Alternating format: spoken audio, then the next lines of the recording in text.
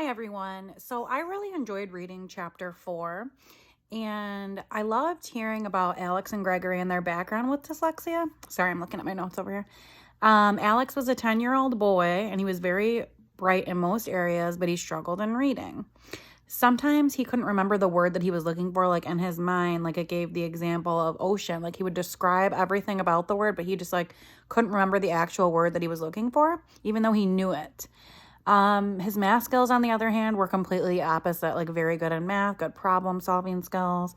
And then the other person mentioned was Gregory, and he was a 23-year-old medical student diagnosed with dyslexia as a child, but he was able to get through schooling.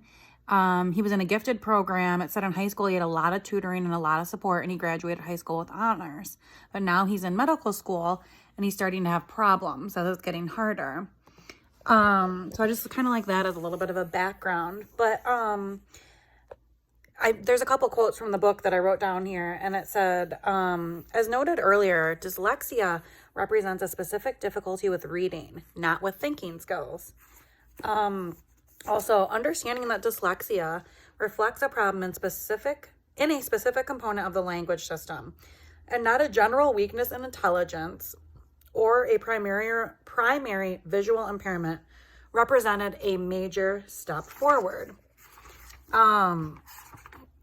Also, dyslexia does not reflect an overall defect in language, but rather a localized weakness within a specific component of the language system, the phonologic module.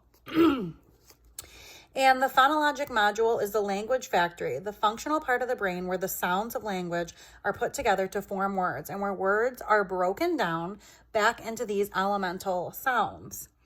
Also, the phonological model is consistent both with how dyslexia manifests itself and with what neuroscientists know about brain organization and function.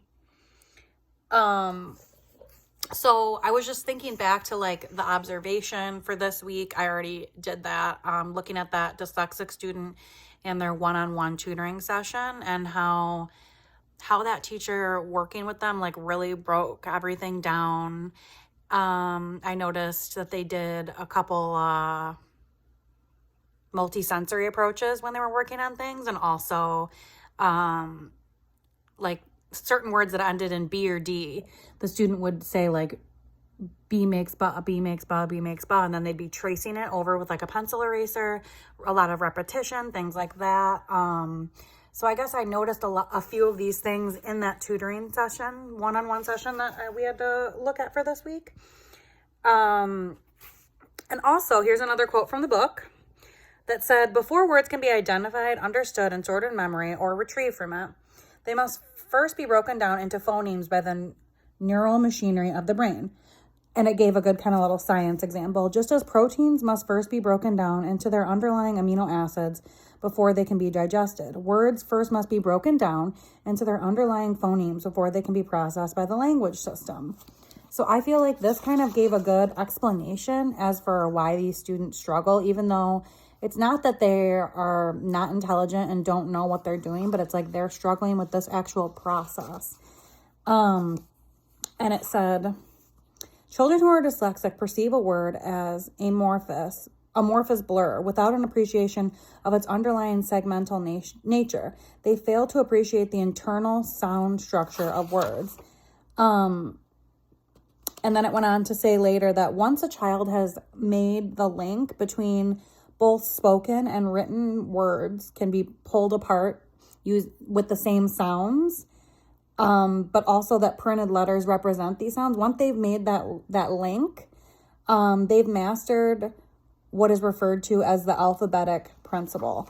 So this chapter, I guess I did the observation first before I did the reading of this chapter.